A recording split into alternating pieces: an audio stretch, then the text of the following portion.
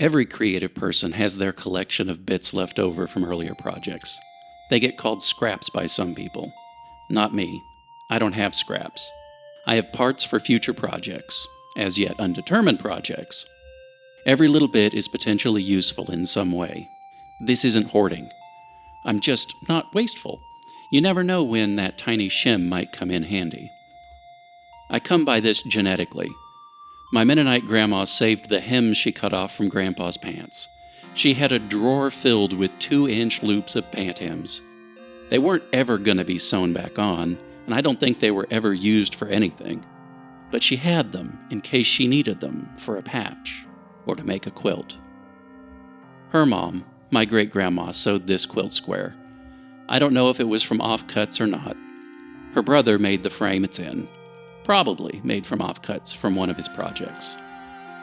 I was looking for a project to do with a box of offcuts that had been up in the attic since we moved into the house nearly 30 years ago. The guy who owned the house before must have been a distant cousin. I always assumed that this box was filled with trim for the house that he had never bothered to bring down. The last time I went up to change the air filter, I saw the box and wondered what was in it. Nothing from this house. There was some nice oak. Looked like hardwood flooring. It's time to do some farm boy engineering. I decided, based on what's there, to make some picture frames as Christmas presents for friends. I've mostly been working with sappy pine, so I decided I needed to clean my table saw. I'm not going to say it's fine woodworking, but it's something that I'd not be ashamed to have hanging on my wall.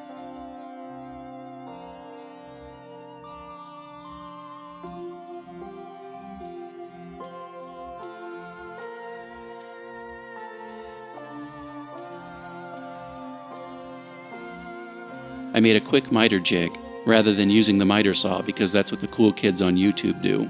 With some marks on the jig, I was able to quickly cut enough parts to make 5 frames.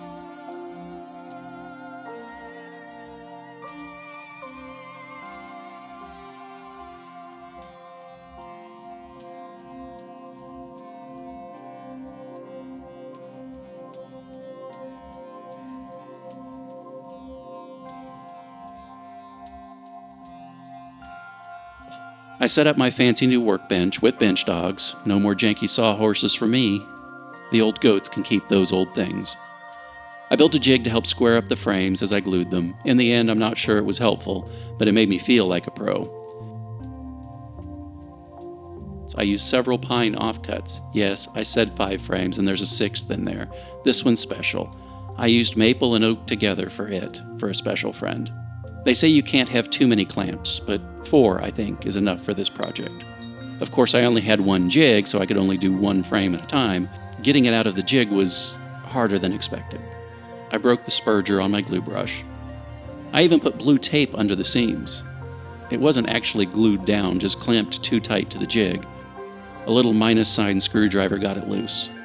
Just repeat the process 5 more times. I won't make you watch all that. My favorite part is chamfering the edges with the palm router. I could have used a router table, but I don't own one. Whack a couple of staples into the top of the workbench and you don't need a fancy hold-down system. Remember, kids, clockwise on the inside, counterclockwise on the outside. A quick first pass with the sander to see how it's coming along. Don't worry, the sanding montage will come later. I built a spline jig to cut some splines, because YouTube said that glue isn't strong enough on miter joints. And because they look nice. Well, they look like something someone more skilled than I would do. Look at how fast I am with this jig. This totally isn't sped up 8 times. Yes, I'm using very thin offcut from pine to make the splines. I am reticulating them well. Yoink these staples out, and now I don't need them, and use the comically small hand plane to thin the pine down to the right thickness, then the pole saw to cut it down. Repeat 20 times.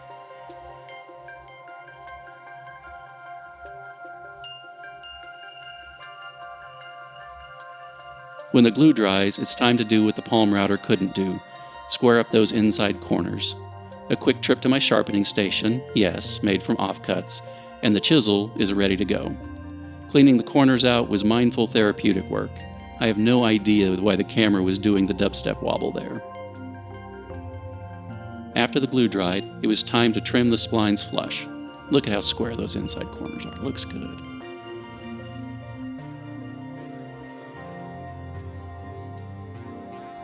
Alright, so this isn't a sanding montage. I had a lot of footage, but no one wants to see that. Cleaning the sander out with the shop blower is always fun. Wear a mask. That shop blower is awesome.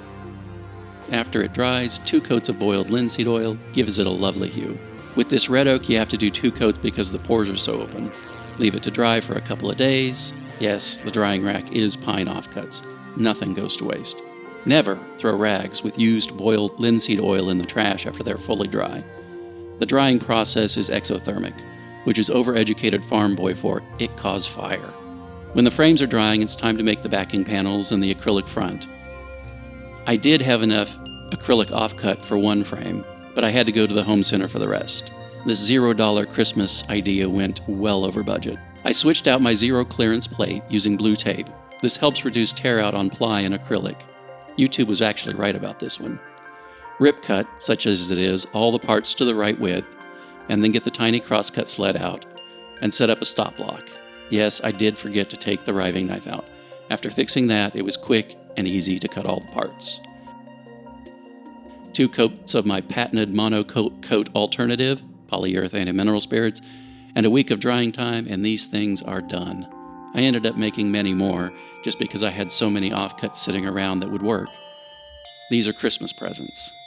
Gifts for those who have been with me through this terrible, terrible year I've had. Thank you to all my friends.